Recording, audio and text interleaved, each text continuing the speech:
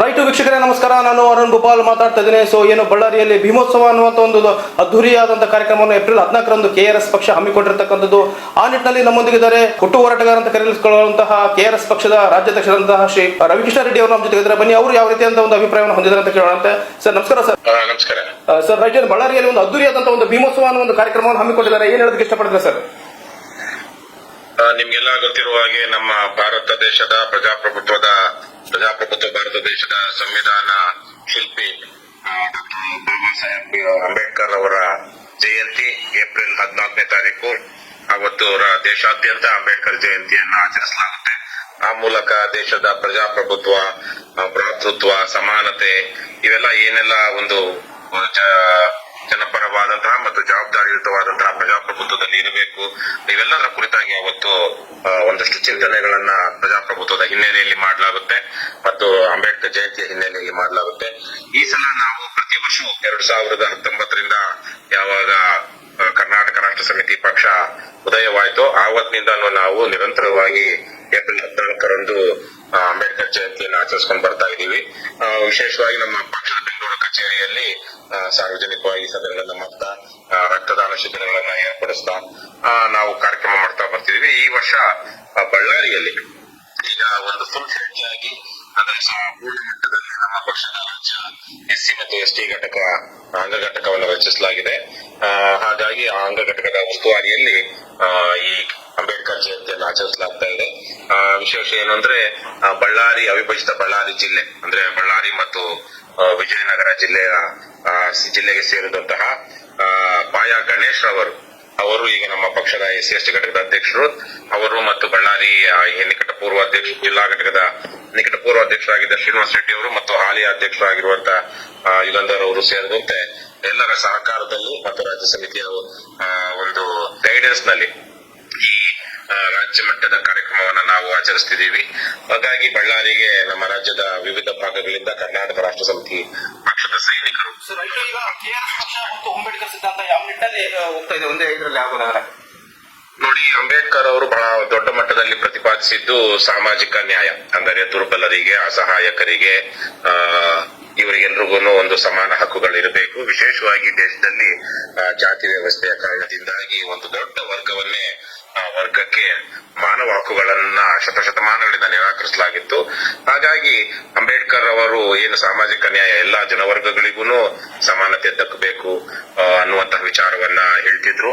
ಆ ಸಾಮಾಜಿಕ ನ್ಯಾಯಕ್ಕೆ ಇವತ್ತಿನ ಅತಿ ದೊಡ್ಡ ಶತ್ರು ಅಂದ್ರೆ ಭ್ರಷ್ಟಾಚಾರ.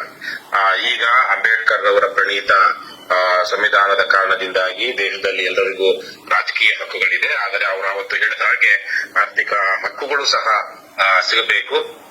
ಇವತ್ತು ಸಾಕಷ್ಟು ಕಾನೂನುಗಳಿವೆ. ಯಾವುದಾದ್ರೂ SC/ST ವರ್ಗಕ್ಕೆ ಸೇರಿದವರ ಮೇಲೆ ಹಲ್ಲೆ ಮಾಡಿದಾಗ ಅಥವಾ ಜಾತಿ ನಿಂದನೆ ಮಾಡಿದಾಗ ಅವರಿಗೆ ರಕ್ಷಣೆ ಕೊಡುವಂತಹ ಕಾನೂನುಗಳಿದೆ. ನ್ಯಾಯಾಲಯಗಳು ಸಹ ಇವೆ, ಪೊಲೀಸ್ ವ್ಯವಸ್ಥೆಯೂ ಇದೆ. ಆದರೆ ಒಟ್ಟಾರೆಯಾಗಿ ನಾವು ನೋಡಿದಾಗ ಯಾವೆಲ್ಲ ವರ್ಗಗಳು ಸ್ವಾತಂತ್ರ್ಯದ ಸಂದರ್ಭದಲ್ಲಿ ಹಿಂದುಳಿದಿದ್ವೋ ಇವತ್ತಿಗೂ ಆ ವರ್ಗಗಳ ಹಿಂದುಳಿದಿರುವಿಕೆ ಮುಂದುವರಿದಿದೆ. ಸ್ವಾತಂತ್ರ್ಯ ಇನ್ನೂ ಸಿಗದೇ ಇರುವಂತದ್ದು. ಸಾಮಾಜಿಕ ಒಂದಷ್ಟು ಮಟ್ಟಿಗೆ ರಾಜಕೀಯ ಸ್ವಾತಂತ್ರ್ಯ ಸಿಕ್ಕಿದೆ, ಒಂದಷ್ಟು ಸಮಾಜದಲ್ಲಿ ಮೇಲ್ಮುಖವಾಗಿ ಚಲನೆಯೂ ಆರಂಭವಾಗಿದೆ. ಆದ್ರೆ ಆರ್ಥಿಕವಾಗಿ ಇನ್ನು ದೊಡ್ಡ ಮಟ್ಟದಲ್ಲಿ ಅವ್ರಿಗೆ ಒಂದು ಸ್ವಾವಲಂಬನೆ ಸಿಕ್ಕಿಲ್ಲ. ಇದಕ್ಕೆ ಮುಖ್ಯ ಕಾರಣ ಭ್ರಷ್ಟಾಚಾರ. ಯಾಕೆ ಅಂದ್ರೆ ರಾಜ್ಯ ಸರ್ಕಾರ, ಕೇಂದ್ರ ಸರ್ಕಾರವು ಲಕ್ಷಾಂತರ ಕೋಟಿ ರೂಪಾಯಿಗಳನ್ನ ಬಡವರ ಕಲ್ಯಾಣಕ್ಕಾಗಿ, ಬಡತನ ನಿರ್ಮೂಲನೆಗಾಗಿ ವಿನಿಯೋಗಿಸ್ತಾ ಇದೆ. ಆದ್ರೆ ಒಟ್ಟಾರೆಯಾಗಿ ನಮ್ಮ ಭ್ರಷ್ಟ ರಾಜಕಾರಣಿಗಳು ಮತ್ತು ಭ್ರಷ್ಟ ಅಧಿಕಾರಿಗಳು ಆ ಯೋಜನೆಗಳನ್ನ ಸರಿಯಾಗಿ ಅನುಷ್ಠಾನ ಮಾಡ್ತಾ ಇಲ್ಲ ಮತ್ತು ಆ ಅನುಷ್ಠಾನದಲ್ಲಿ ವಿಪರೀತವಾದಂತಹ ಭ್ರಷ್ಟಾಚಾರ ಇದೆ. ಇವತ್ತು ಯಾವೆಲ್ಲ ಯೋಜನೆಗಳನ್ನ ಅನುಷ್ಠಾನ ಮಾಡಲಾಗ್ತಿದೆಯೋ ಆ ಯೋಜನೆಗಳು ಸರಿಯಾಗಿ ಅರ್ಹ ಫಲಾನುಭವಿಗಳಿಗೆ ಅಥವಾ ಸಂತ್ರಸ್ತರಿಗೆ ಸಿಗದೇ ಇರೋದಕ್ಕೆ ಮುಖ್ಯ ಕಾರಣ ನಮ್ಮ ಸರ್ಕಾರಿ ವ್ಯವಸ್ಥೆಯಲ್ಲಿರುವಂತಹ ಭ್ರಷ್ಟಾಚಾರ. ಹಾಗಾಗಿ ನಾನು ಹೇಳಿದ ಹಾಗೆ ಸಾಮಾಜಿಕ ನ್ಯಾಯದ ದೊಡ್ಡ ಶತ್ರು ಅಂದ್ರೆ ಇವತ್ತಿಗೆ ಅದು ಭ್ರಷ್ಟಾಚಾರ. ಆ ಹಿನ್ನೆಲೆಯಲ್ಲಿ ಅಂಬೇಡ್ಕರ್ ಅವರು ಯಾವ ಆದರ್ಶಗಳನ್ನ ಅಥವಾ ಆಶಯಗಳನ್ನು ಇಟ್ಕೊಂಡಿದ್ರು ಅದರ ಈಡೇರಿಕೆಗಾಗಿ ನಾವು ಕರ್ನಾಟಕ ರಾಷ್ಟ್ರ ಸಮಿತಿ ಪಕ್ಷ ನಿರಂತರವಾಗಿ ಪ್ರಯತ್ನಿಸ್ತಿದ್ದೇವೆ. ಮುಖ್ಯ ವಿಚಾರ ಏನು ಅಂದ್ರೆ ಅಂಬೇಡ್ಕರ್ ಅವರು ದೇಶಕ್ಕೆ ಸಂವಿಧಾನವನ್ನ ಅರ್ಪಿಸ್ತಾ ಒಂದು ಬಹಳ ದೊಡ್ಡ ಮಾತನ್ನ ಹೇಳಿದ್ರು. ಇವತ್ತು ನಾನೊಂದು ಉತ್ಕೃಷ್ಟವಾದ ಸಂವಿಧಾನವನ್ನ ಇವತ್ತು ನಾವು ಜನರ ಮುಂದೆ ಇಡ್ತಾ ಇದ್ದೀವಿ. ಆದರೆ ಯಾವುದೇ ಒಂದು ಉತ್ತಮ ಸಂವಿಧಾನವೂ ಸಹ ಯಾವ ಸಂವಿಧಾನವೂ ಸಹ ಕೆಟ್ಟ ಸಂವಿಧಾನವಾಗಿ ಬಿಡುತ್ತೆ ಯಾವಾಗ ಅಂದ್ರೆ ಕೆಟ್ಟವರು ಅದನ್ನು ನಿಭಾಯಿಸ್ತಾ ಅದೇ ರೀತಿಯಲ್ಲಿ ಯಾವುದೇ ಸಂವಿಧಾನ ಇರಲಿ, ಉತ್ತಮರು ಅದನ್ನ ನಿಭಾಯಿಸುವಾಗ, ಅದನ್ನ ಅನುಷ್ಠಾನ ಮಾಡುವಾಗ ಅದು ಇಂತಹ ಕೆಟ್ಟ ಸಂವಿಧಾನ ಇದ್ರೂ ಅದು ಒಳ್ಳೆಯ ಸಂವಿಧಾನವಾಗುತ್ತೆ ಅಂತ ನಾವು ನೋಡಿದಾಗ ಇವತ್ತಿನ ಸಂದರ್ಭದಲ್ಲಿ ದೇಶದಲ್ಲಿ ವಿಪರೀತವಾದಂತಹ ಅನೈತಿಕತೆ ಮತ್ತು ಭ್ರಷ್ಟಾಚಾರ ಇದೆ.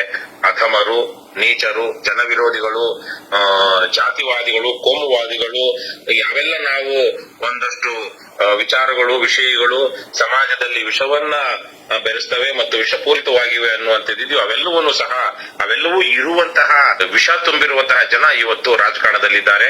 ಹಾಗಾಗಿಯೇ ಭಾರತದ ಉತ್ಕೃಷ್ಟ ಸಂವಿಧಾನವೂ ಸಹ ಇವತ್ತು ಸರಿಯಾಗಿ ಅನುಷ್ಠಾನವಾಗ್ತಾ ಇಲ್ಲ. ಆ ಸಂವಿಧಾನವನ್ನೇ ದುರ್ಬಳಕೆ ಮಾಡಿಕೊಂಡು ಉತ್ತಮವಾದ ಸಂವಿಧಾನವನ್ನ ಅಂಬೇಡ್ಕರ್ ಅವರು ಹೇಳಿದಾಗೆ ನೀಚರು, ಭ್ರಷ್ಟರು, ದುಷ್ಟರು ಇವತ್ತು ಆ ಸಂವಿಧಾನದ ರಕ್ಷಣೆಗೆ ನಿಂತಿರೋದ್ರಿಂದಾಗಿ ಅಥವಾ ಸಂವಿಧಾನದ ಅನುಷ್ಠಾನ ಮಾಡ್ತಿರೋದ್ರಿಂದಾಗಿ ಇವತ್ತು ಭಾರತದ ಉತ್ಕೃಷ್ಟ ಸಂವಿಧಾನವೂ ಸಹ ಒಂದು ರೀತಿಯಲ್ಲಿ ಯಾವುದೇ ಒಂದು ಬಲವಿಲ್ಲದ ದುರ್ಬಲವಾದ ಮತ್ತು ಕೆಟ್ಟ ಸಂವಿಧಾನವಾಗಿ ಪರಿಗಣಿತವಾಗಿರೋದನ್ನು ಸಹ ನಾವು ನೋಡ್ತಾ ಇದ್ದೀವಿ. Okay sir, right. ಈಗ ಬಳ್ಳಾರಿಯಲ್ಲಿ ಈ ಒಂದು ಕಾರ್ಯಕ್ರಮ ನಡೀತಾ ಇದೆ. ಈ ಒಂದು ತಂಡ ಯಾವ ರೀತಿ ಆಕ್ಟಿವೇಟ್ ಆಗಿದೆ ಅಂತ ಅನ್ಸುತ್ತೆ ಸರ್ ನಿಮ್ಮಲ್ಲಿ? ಈಗಾಗಲೇ ರಾಜ್ಯಾದ್ಯಂತ ಇರುವಂತಹ ನಮ್ಮ ಪಕ್ಷದ ಸೈನಿಕರು, ಕಾರ್ಯಕರ್ತರು, ಸದಸ್ಯರು, ಬೆಂಬಲಿಗರು ಇದಕ್ಕೆ ಬೇಕಾದಂತಹ ಕಾರ್ಯಕ್ರಮದ ಯಶಸ್ಸಿಗೆ ಬೇಕಾದಂತಹ ರೀತಿಯಲ್ಲಿ ಕೆಲಸ ಮಾಡ್ತಿದ್ದಾರೆ. ಕಾಲ್ ಕ್ಯಾಂಪೇನ್ ತೊಡಗಿದ್ದಾರೆ. ರಾಜ್ಯದ ಮೂಲೆ ಮೂಲೆಗಳಿಂದ ನೂರಾರು ಬಹುಶಃ ಸಾವಿರ ತನಕ ಜನ ಬರಬಹುದು ಅನ್ನುವಂತಹ ವಿಶ್ವಾಸ ಇದೆ. ಮತ್ತು ಈಗಾಗಲೇ ಅದಕ್ಕೆ ಕಾರ್ಯಕ್ರಮದ ಯಶಸ್ಸಿಗೆ ಬೇಕಾದಂತಹ ದೇಣಿಗೆ ಸಂಪನ್ಮೂಲಗಳ ಸಂಗ್ರಹದಲ್ಲೂ ತೊಡಗಿದ್ದಾರೆ. ನಾವು ನಮ್ಮ ರಾಜ್ಯ ಸಮಿತಿಯಿಂದ 5-6 ಜನರ ಉಪಸಮಿತಿಯನ್ನ ಮಾಡಿದ್ದೀವಿ. ಅವರು ಸಹ ನಿರಂತರವಾಗಿ ಬಳ್ಳಾರಿಯಲ್ಲಿ ಕಾರ್ಯಕ್ರಮವನ್ನ ಆಯೋಜನೆ ಮಾಡ್ತಿರುವಂತವರ ಜೊತೆಗೆ ಸೇರಿಕೊಂಡು ಕೋಆರ್ಡಿನೇಟ್ ಮಾಡಿಕೊಂಡು ಈ ಕಾರ್ಯಕ್ರಮದ ಯಶಸ್ವಿಗೆ ಪ್ರಯತ್ನಿಸ್ತಾ ಇದ್ದಾರೆ. ಅವತ್ತು ಬಳ್ಳಾರಿಯಲ್ಲಿ ನಮಗೆ ಒಂದು ಒಳ್ಳೆಯ ಕಾರ್ಯಕ್ರಮವಾಗುತ್ತೆ. ಜನರಿಗೆ ಕೆಆರ್ಎಸ್ ಪಕ್ಷದ ಈಗಾಗಲೇ ರಾಜ್ಯಾದ್ಯಂತ ಸಾಮಾನ್ಯ ಜನರಿಗೆ ಕೆಆರ್ಎಸ್ ಪಕ್ಷದ ವಿಚಾರ ಗೊತ್ತಿದೆ. ಹಾಗಾಗಿ ಈ ಕಾರ್ಯಕ್ರಮ ಒಂದು ಯಶಸ್ವಿ ಕಾರ್ಯಕ್ರಮವಾಗುತ್ತೆ. ಮತ್ತು ಸಂವಿಧಾನ, ಪ್ರಜಾಪ್ರಭುತ್ವ ಇವೆಲ್ಲವೂ ಯಾಕೆ ಭಾರತೀಯರಾದ ನಮಗೆ ಬಹಳ ಮುಖ್ಯ ಮತ್ತು ಅಂಬೇಡ್ಕರ್ ಅವರು ಕೊಟ್ಟಂತಹ ಸಂವಿಧಾನದ ಸಾಧ್ಯತೆಗಳೇನಿದೆ ಮತ್ತು ಆ ಸಂವಿಧಾನವನ್ನ ನಾವು ಉಳಿಸಿಕೊಂಡ್ರೆ ಮಾತ್ರ ಮುಂದಿನ ದಿನಗಳಲ್ಲೂ ಸಹ ನಾವು ಅಂಬೇಡ್ಕರ್ ಅಂತವರಿಗೆ, ಮಹಾತ್ಮ ಗಾಂಧಿ ಅಂತವರಿಗೆ, ಜವಾಹರ್ಲಾಲ್ ನೆಹರು, ವಲ್ಲಭಾಯ್ ಪಟೇಲ್, ಸುಭಾಷ್ ಚಂದ್ರ ಬೋಸ್ ಇಂಥವರ ಏನೊಂದು ಸ್ವಾತಂತ್ರ್ಯದ ಹೋರಾಟ ಮತ್ತು ಪ್ರಜಾಪ್ರಭುತ್ವಕ್ಕಾಗಿ, ಸಮಾನತೆಗಾಗಿ ಅವರು ಮಾಡಿದಂತಹ ಒಂದು ಹೋರಾಟಗಳಿಗೆ ನಾವು ಗೌರವ ಸಲ್ಲಿಸಿದಂತಾಗುತ್ತೆ ಅನ್ನುವಂತಹ ಒಂದು ಭಾವನೆ ನನಗಿದೆ. ಸರ್, ಈಗ ಬಳ್ಳಾರಿಯಲ್ಲಿ ಬಹುತೇಕ ಕಾಂಗ್ರೆಸ್ ಮಯ ಆಗಿರತಕ್ಕಂಥದ್ದು. ಇಲ್ಲಿ ಬಿಜೆಪಿ ಅಸ್ತಿತ್ವವನ್ನು ಕಾರಣದಕ್ಕೋಸ್ಕರ ಹೆಣಗಾಡ್ತಾ ಇದೆ. ಅಂತ ಸಂದರ್ಭದಲ್ಲಿ ಕೆಆರ್ಎಸ್ ಪಕ್ಷ ಯಾವ ರೀತಿಯಾದಂತ ಇಲ್ಲಿ ನೆಲೆ ಊರಬಹುದು ಅಂತ ಅನ್ಸುತ್ತೆ ನಿಮಗೆ? ಕೆಆರ್ಎಸ್ ಪಕ್ಷ ಇದು ಕಾಂಗ್ರೆಸ್, ಬಿಜೆಪಿ ಅಂತಲ್ಲ. ನಾವು ರಾಜ್ಯದಲ್ಲಿ ಒಂದೇ ಹಾವು ಆದರೆ 3 ತಲೆ, ಜೆಸಿಬಿ ಅಂತೀವಿ. ಜೆಡಿಎಸ್, ಕಾಂಗ್ರೆಸ್, ಬಿಜೆಪಿ 3 ಸಹ ಒಂದೇನೆ. ಅವರು 3 ಸಹ ಮೇಲ್ಮೇಲೆ ಇವತ್ತು ಎಲ್ಲರೂ ಭ್ರಷ್ಟಾಚಾರದ ವಿರುದ್ಧ ಮಾತನಾಡ್ತಾರೆ. ಸಿದ್ದರಾಮಯ್ಯ 2015-16ರಲ್ಲಿ ಲೋಕಾಯುಕ್ತವನ್ನ ಸರ್ವನಾಶ ಮಾಡಿದಾಗ ಅದನ್ನ ಒಡೆದು ಅದನ್ನ ದುರ್ಬಲವನ್ನಾಗಿ ಮಾಡಿ ನಾಮಕಾವಸ್ಥೆ ಹಲ್ಲಿಲ್ಲದ ಎಸಿಬಿಯನ್ನು ಸೃಷ್ಟಿಸಿದಾಗ ಬಿಜೆಪಿಯವರು ಮತ್ತು ಜೆಡಿಎಸ್ನವರು ನಾವು ಅಧಿಕಾರಕ್ಕೆ ಬಂದ್ರೆ ಆ ಲೋಕಾಯುಕ್ತವಾದ ಅಧಿಕಾರವನ್ನು ಪುನಃ ಸ್ಥಾಪಿಸ್ತೀವಿ ಅಂದ್ರು. ಆದ್ರೆ ಆ ಭ್ರಷ್ಟ 2 ಪಕ್ಷಗಳು ಯಾವತ್ತೂ ಅದನ್ನ ಮಾಡ್ಲಿಲ್ಲ. ಅವು ಕುಮಾರಸ್ವಾಮಿನೂ ಮಾಡ್ಲಿಲ್ಲ, ಯಡಿಯೂರಪ್ಪನೂ ಮಾಡ್ಲಿಲ್ಲ, ಬೊಮ್ಮಾಯಿನೂ ಮಾಡ್ಲಿಲ್ಲ. 2018ರಿಂದ 2023 ತನಕದ ಅವಧಿಯಲ್ಲಿ ಹೈಕೋರ್ಟ್ SR ಹಿರೇಮಠ ಹೋರಾಟದ ಕಾರಣದಿಂದ ಹೈಕೋರ್ಟ್ ಅದನ್ನ ಸ್ಥಾಪಿಸಿತು. ಹಾಗಾಗಿ ಇವರೆಲ್ಲ ಕಳ್ಳರೇನೆ, 3 ಭ್ರಷ್ಟರು, ನಯವಂಚಕರು, ನೀತಿ ಭ್ರಷ್ಟರು. ಹಾಗಾಗಿ ಇವತ್ತು ಒಟ್ಟಾರೆಯಾಗಿ ಜೆಸಿಬಿ ಪಕ್ಷಗಳ ದುರಾಡಳಿತ, ದುಷ್ಟತನ, ದುರ್ಬುದ್ಧಿ. ಈಗ ನೋಡಿ 40% ಕಮಿಷನ್ ಅಂತ ಬಿಜೆಪಿ ಅಧಿಕಾರದಲ್ಲಿದ್ದಾಗ ಕಾಂಟ್ರಾಕ್ಟರ್ಗಳ ಸಂಘದವರು ಹೇಳಿದ್ರು. ಇವತ್ತು ಅದೇ ಕಾಂಟ್ರಾಕ್ಟರ್ಗಳ ಸಂಘ ಇವತ್ತು ಆ ಬಿಜೆಪಿಯ ವಿರುದ್ಧವಾಗಿ 40% ಸರ್ಕಾರ ಇದು ಅಂತ ಹೇಳಿದಂತ ಕಾಂಗ್ರೆಸ್ನವರು ಅಧಿಕಾರಕ್ಕೆ ಬಂದ ನಂತರ ಅದೇ ಗುತ್ತಿಗೆದಾರರ ಸಂಘ ಇವತ್ತು ಹೇಳ್ತಾ ಇದೆ ಇದೂ ಸಹ ಅಂತಹದ್ದೇ ಭ್ರಷ್ಟ ಸರ್ಕಾರ. ಇಲ್ಲೂ ಸಹ ಈಗ 40%ಗಿಂತ ಹೆಚ್ಚಿನ ಕಮಿಷನ್ ಇದೆ. ಈ ರಾಜ್ಯದ ಉಪಮುಖ್ಯಮಂತ್ರಿ ಸೇರಿದಂತೆ PWD ಸಚಿವ, ಇನ್ನು ಹಲವಾರು ಸಚಿವರ ಸಂಬಂಧಿಕರು ಅಥವಾ ಬೇನಾಮಿಗಳು ಇದರಲ್ಲಿ ಲಂಚ ಕೇಳ್ತಾ ಇದ್ದಾರೆ, ಕಮಿಷನ್ ಕೇಳ್ತಿದ್ದಾರೆ ಅಂತ ಅಧಿಕೃತವಾಗಿ ಇವತ್ತು ಗುತ್ತಿಗೆದಾರರ ಸಂಘದವರು ಹೇಳಿದ್ದಾರೆ. ಆದ್ರೆ ಇದೇನು ಇಲ್ಲ, ಏನು ಬದಲಾಗಿಲ್ಲ. ಒಂದೇ ಒಂದು ಅಷ್ಟೆಲ್ಲ ಕಿರುಚಾಳಿದ ಎಗರಾಡಿದ ಕಾಂಗ್ರೆಸ್ನವರು ಬಿಜೆಪಿಯ ಭ್ರಷ್ಟಾಚಾರದ ವಿರುದ್ಧ ಇವತ್ತಿಗೂ ಒಂದೇ ಒಂದು ದೂರು ದಾಖಲಿಸಿಲ್ಲ. ಒಬ್ಬ ಭ್ರಷ್ಟನನ್ನ, ಜನದ್ರೋಹಿಯನ್ನ ಇವತ್ತಿಗೂ ಕಾನೂನಿನ ವ್ಯಾಪ್ತಿಗೆ ಜಾತಿಗೆ ಒಳಪಡಿಸಿಲ್ಲ. ಅಂದ್ರೆ ಇವರೆಲ್ಲರೂ ಇವ್ರನ್ನ ರಕ್ಷಣೆ ಮಾಡ್ತಾರೆ. ಇತ್ತೀಚೆಗೆ ತಾನೇ ನಿಮಗೆ ಗೊತ್ತಿರಬಹುದು, ಎಷ್ಟೋ ಬಿಜೆಪಿ ಹಲವಾರು ಈಗ ಕೇಂದ್ರದಲ್ಲಿ ಸಚಿವರಾಗಿರುವಂತಹ ಸೋಮಣ್ಣ ಅವರು ಸೇರಿದಂತೆ ಹಲವಾರು ಸಚಿವರ ಮೇಲಿರುವಂತಹ ಕೇಸ್ಗಳನ್ನ ಅದನ್ನ ಮುಂದುವರೆಸದೆ ಬಿಜೆಪಿಯ ನಾಯಕರನ್ನ ಕಾಂಗ್ರೆಸ್ ರಕ್ಷಣೆ ಮಾಡ್ತಾ ಇದೆ.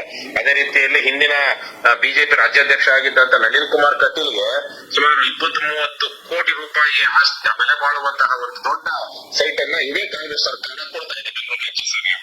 ಇವರೆಲ್ಲರೂ ಹಾಗಾಗಿ ಇದು ಕಾಂಗ್ರೆಸ್ ಬಿಜೆಪಿ ಅಂತಲ್ಲ, ಮತ್ತೆ ಅದು ಕಾಂಗ್ರೆಸ್ ಈಗ ಬಳ್ಳಾರಿಲೇ ಆಗ್ಲಿ ಎಲ್ಲೇ ಆಗ್ಲಿ ಕಾಂಗ್ರೆಸ್ಗೆ ಮತ್ತೆ ಬಿಜೆಪಿಗೆ ಯಾಕೆ ಅಸ್ತಿತ್ವ ಇದೆ ಅಂದ್ರೆ ದುಡ್ಡಿನ ಕಾರಣಕ್ಕಾಗಿ. ದುಡ್ಡು ಚೆಲ್ಲಿ ಹಣ ಹಂಚಿ ಎಂಡ ಕುಡಿಸಿ ಜನರನ್ನ ನೀತಿ ಭ್ರಷ್ಟರನ್ನಾಗಿ ಮಾಡಿ ಜನರೇ ಭ್ರಷ್ಟರಾದ್ರೆ ನಮ್ಮ ಭ್ರಷ್ಟಾಚಾರವನ್ನ ಯಾರು ಇರೋದಿಲ್ಲ ಅನ್ನುವಂತಹ ಒಂದು ದುಷ್ಟ ಬುದ್ಧಿಯಿಂದ ಇವರು ಜನರನ್ನ ಚುನಾವಣೆಗಳ ಸಂದರ್ಭದಲ್ಲಿ ನೀತಿ ಭ್ರಷ್ಟರನ್ನಾಗಿ ಮಾಡ್ತಾ ಇರುವಂತಹದ್ದು. ಹಾಗಾಗಿ ಇವತ್ತು ಒಟ್ಟಾರೆ ಈ 3 ಜೆಸಿಬಿ ಪಕ್ಷಗಳ ಅನೈತಿಕ ಜನವಿರೋಧಿ ಮನುಷ್ಯ ದ್ರೋಹಿ ರಾಜಕಾರಣದ ವಿರುದ್ಧ ನಾವು ಹೋರಾಟ ಮಾಡ್ತಾ ಇದ್ದೀವಿ. ಹಾಗಾಗಿ ನಮಗೆ ಇಲ್ಲಿ ಅಲ್ಲಿ ಅಂತಲ್ಲ, ಜನ ಎಲ್ಲೆಲ್ಲಿ ನಮಗೆ ಸ್ಪಂದಿಸ್ತಾ ಇರೋ ಸೂಕ್ತವಾಗಿ ಅಲ್ಲೆಲ್ಲಾರು ನಮ್ಗೆ ಒಳ್ಳೆ ಸ್ಥಳಗಳು, ಎಲ್ಲೆಲ್ಲಿ ಸ್ಪಂದಿಸೋದಿಲ್ವೋ ಅವೆಲ್ಲ ನಮಗೆ ಚಾಲೆಂಜಿಂಗ್ ಆಗಿರುವಂತಹ ಸ್ಥಳಗಳು. ನಾವು ಆ ನಿಟ್ಟಿನಲ್ಲಿ ನಾವು ನಮ್ಮ ಕೆಲಸವನ್ನು ನಿರಂತರವಾಗಿ ಕೊನೆಯದಾಗಿ ಈ ಒಂದು ರಾಜ್ಯಕ್ಕೆ ಈ ಒಂದು ಭೀಮೋತ್ಸವ ಕಾರ್ಯಕ್ರಮಕ್ಕೆ ಯಾವ ರೀತಿಯಾದಂತಹ ಒಂದು ಆಹ್ವಾನವನ್ನ ತಾವು ಕೊಡಕ್ಕೆ ಇಷ್ಟಪಡ್ತೀರಾ ಅಂತ ಈಗಾಗಲೇ ನಾವು ನಮ್ಮ ಪಕ್ಷದ ಎಲ್ಲಾ ಕಾರ್ಯಕರ್ತರಿಗೆ ಸದಸ್ಯರಿಗೆ ತಿಳಿಸಿದೀವಿ. ದಯವಿಟ್ಟು ಸಮಯ ಮಾಡಿಕೊಂಡು ಏಪ್ರಿಲ್ 14ರಂದು ಅಂಬೇಡ್ಕರ್ ಜಯಂತಿ ದಿವಸ ರಜೆ ಇರುತ್ತೆ. ಅದು ಸೋಮವಾರ ಬರುತ್ತೆ. ಹಾಗಾಗಿ ಭಾನುವಾರ ಹಿಂದಿನ ದಿನವೂ ಸಹ ನೀವು ಬರಬಹುದು. ಅಲ್ಲಿ ಬರುವಂತಹ ಕೆಆರ್ಎಸ್ ಪಕ್ಷದ ಸೈನಿಕರಿಗೆ ಊಟ ಮತ್ತು ವಸತಿಯ ವ್ಯವಸ್ಥೆ ಇದೆ. ಸೋಮವಾರದಂದು ಬಳ್ಳಾರಿಯಲ್ಲಿ ಒಂದು ರ್ಯಾಲಿ ತೆಗೆಯುವಂತಹದ್ದು ಮತ್ತೆ ಸಭಾ ಕಾರ್ಯಕ್ರಮ ಎಲ್ಲ ಇದೆ. ಅವತ್ತು ನಾವೆಲ್ಲರೂ ಕೂತು ಜನರಿಗೆ ಒಂದಷ್ಟು ಜಾಗೃತಿ ಮೂಡಿಸುವಂತಹ ಕೆಲಸವನ್ನ ಮಾಡಬೇಕು. ಅದೇ ರೀತಿಯಲ್ಲಿ ಅಂಬೇಡ್ಕರ್ ಜಯಂತಿ ದಿವಸ ನಾವು ಪ್ರಜಾಪ್ರಭುತ್ವದ ಮಹತ್ವ ಮತ್ತು ಸಂವಿಧಾನ ಯಾವ ಪಾತ್ರವನ್ನ ವಹಿಸಿದೆ ನಮ್ಮ ದೇಶದಲ್ಲಿ ನಾವು ಬದುಕ್ತಿರುವಂತಹ ನಮ್ಮ ಜೀವನದಲ್ಲಿ ಸಂವಿಧಾನ ಯಾವ ಪಾತ್ರವನ್ನು ವಹಿಸಿದೆ ಮತ್ತು ಈಗಾಗಲೇ ಎಲ್ರಿಗೂ ಗೊತ್ತಿರುವ ಹಾಗೆ eternal vigilance is the price for liberty ಅಂತ ಒಂದು ಮಾತಿದೆ. ಅಂದ್ರೆ ಸದಾ ಜಾಗೃತವಾಗಿರುವಂತಹದ್ದೇ ನಮ್ಮ ಸ್ವಾತಂತ್ರ್ಯವನ್ನ ನಾವು ಕಾಪಾಡಿಕೊಳ್ಳೋದಕ್ಕೆ ಇರುವಂತಹ ಏಕೈಕ ಮಾರ್ಗ ಅಂತ. ಹಾಗಾಗಿ ಈ ದೇಶದ ಸ್ವಾತಂತ್ರ್ಯವನ್ನು ಉಳಿಸ್ಕೊಳ್ಬೇಕು, ಪರಕೀಯರ ಅಧೀನಕ್ಕೆ ಯಾವತ್ತೂ ಹೋಗಬಾರ್ದು ಮತ್ತು ನಮ್ಮಲ್ಲಿಯೇ ಯಾವನೋ ಒಬ್ಬ ಸರ್ವಾಧಿಕಾರಿಯೋ ಯಾವನೋ ಒಬ್ಬ ರಾಜನೋ ಅಥವಾ ಇನ್ಯಾವುದೋ ಒಂದು ರೀತಿಯ ಫ್ಯಾಸಿಸ್ಟ್ ಗವರ್ಮೆಂಟ್ ಇಲ್ಲಿ ಬರಬಾರದು ಅನ್ನುವಾಗಿದ್ರೆ ಜನ ಸದಾ ಎಚ್ಚರದಲ್ಲಿ ಇರಬೇಕು. ಇದು ಕೇವಲ ಈ ತಲೆಮಾರಲ್ಲ, ನಮ್ಮ ಮುಂದಿನ ತಲೆಮಾರುಗಳಿಗೂ ಹೇಗೆ ನಮ್ಮ ಹಿಂದಿನ ತಲೆಮಾರುಗಳು ನಮಗೆ ಇವೆಲ್ಲ ವಿಚಾರಗಳನ್ನ ಹೇಳ್ತಾ ಕೊಡ್ತಾ ಬರ್ತಾ ಇದ್ರು, ಅದೇ ತರಕ್ಕೆ ನಾವು ಸಹ ಮುಂದಿನವರಿಗೆ ಇದನ್ನ ರಿಲೇ ತರಹದ ರೀತಿಯಲ್ಲಿ ನಾವು ಮುಂದಿನವರಿಗೂ ದಾಟಿಸ್ತಾ ಹೋಗ್ಬೇಕು. ಈ ಒಂದು ವಿಚಾರವನ್ನ ನಾವು ಮುಂದಿನ ತಲೆಮಾರಿಗೂ ಹೇಳಬೇಕು ಅಂದ್ರೆ ಇಂತಹ ಆಚರಣೆಗಳನ್ನ ಇಂತಹ ಸಂದರ್ಭಗಳನ್ನ ನಾವು ಬಳಸ್ಕೊಂಡು ಸದಾ ದೀಪವನ್ನ ನಾವು ಅದು ಆರದ ಹಾಗೆ ನೋಡ್ಕೊಳ್ಬೇಕು. ಆ ನಿಟ್ಟಿನಲ್ಲಿ ಈ ಕಾರ್ಯಕ್ರಮವನ್ನು ಆಚರಿಸಲಾಗ್ತಾ ಇದೆ. ಕೇವಲ ಕೆಆರ್ಎಸ್ ಪಕ್ಷದವರು ಅಷ್ಟೇ ಅಲ್ಲ, ಇತರ ಜನಸಾಮಾನ್ಯರು ಸಹ ಈ ಕಾರ್ಯಕ್ರಮದಲ್ಲಿ ಭಾಗವಹಿಸಬೇಕು ಮತ್ತು ನಮ್ಮ ದೇಶದ ಸಂವಿಧಾನ ಶಿಲ್ಪಿಯಾದ ಅಂಬೇಡ್ಕರ್ ಅವರಿಗೆ ಗೌರವವನ್ನ ಸಲ್ಲಿಸೋದ್ರ ಮೂಲಕ ನಾವು ಸಹ ಪ್ರಜಾಪ್ರಭುತ್ವವನ್ನ ಜನ ಪ್ರೀತಿಸುವ ಹಾಗೆ ಮತ್ತು ಗೌರವಿಸುವ ಹಾಗೆ ಮಾಡಬೇಕು ಅನ್ನೋದು ನನ್ನ ಕೋರಿಕೆ. ದಯವಿಟ್ಟು ಬನ್ನಿ ಅಂತ ನಾನು ಈ ಸಂದರ್ಭದಲ್ಲಿ ಈ ಕಾರ್ಯಕ್ರಮವನ್ನ ವೀಕ್ಷಿಸ್ತಾ ಇರುವಂತ ಎಲ್ರಿಗೂ ಕೇಳ್ಕೊಳ್ತೀನಿ. ನಮ್ಮೊಂದಿಗೆ ಮಾತಾಡೋದಕ್ಕೆ ಧನ್ಯವಾದಗಳು ಸರ್. ನಮಸ್ಕಾರ.